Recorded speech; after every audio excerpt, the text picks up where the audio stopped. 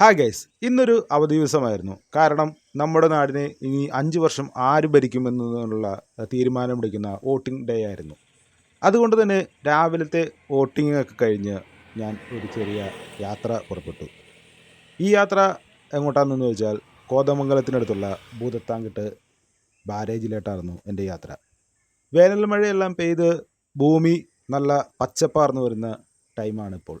നിറയെ വെള്ളമുണ്ട് ഭൂതത്താൻകെട്ട് ബാരേജിൽ. ഭൂതത്താൻകെട്ട് ബാരേജ് വരുന്നത് എറണാകുളം ജില്ലയിലെ കോതമംഗലത്തിനടുത്ത് പിണ്ടിമന ഗ്രാമപഞ്ചായത്തിലാണ് ഈ ഭൂതത്താൻകെട്ട് ഡാം സ്ഥിതി ചെയ്യുന്നത്. സഹ്യപർവ്വത നിരകളിൽ നിന്ന് ഒഴുകുന്ന പെരിയാറിന് കുറുകെയാണ് ഈ ഡാം പണി കഴിപ്പിച്ചത്. ഈ ഡാമിൽ വൈദ്യുത ഉൽപ്പാദനമില്ല. അതിനു പകരമായിട്ട് ജലസേചനത്തിന് വേണ്ടിയിട്ടാണ് ഈ ഡാം പണി കഴിപ്പിച്ചത്. അതുകൊണ്ട് തന്നെ ഈ പ്രദേശങ്ങളിലോട്ടുള്ള ജലസേചനം ഈ ഡാമിൽ നിന്നാണ് തുടങ്ങുന്നത്.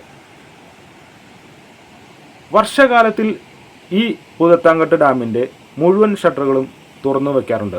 കാരണം ഇതിലൂടെ വരുന്ന ശക്തമായ നീരൊഴുക്ക് കാരണം ഈ പ്രാന്തപ്രദേശങ്ങളിൽ ഈ ജലം നിറയാൻ സാധ്യതയുള്ളതുകൊണ്ട് തന്നെ ഇതിൻ്റെ ഷട്ടറുകൾ പൂർണ്ണതോതിൽ ഉയർത്തിയാണ് വർഷകാലത്തിൽ വയ്ക്കാറുള്ളത്.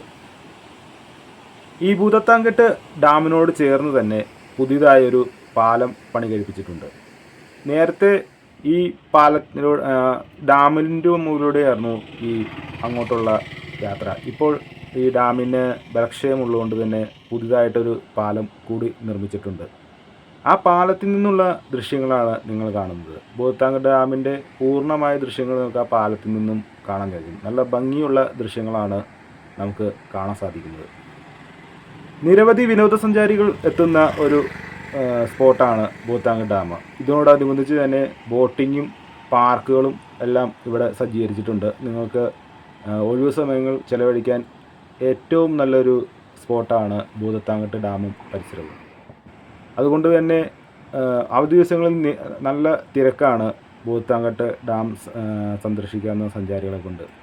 നിരവധി സഞ്ചാരികൾ എത്തുന്ന ഒരു വിനോദസഞ്ചാര കൂടി കേന്ദ്രമാണ് ഭൂതത്താൻകെട്ട്.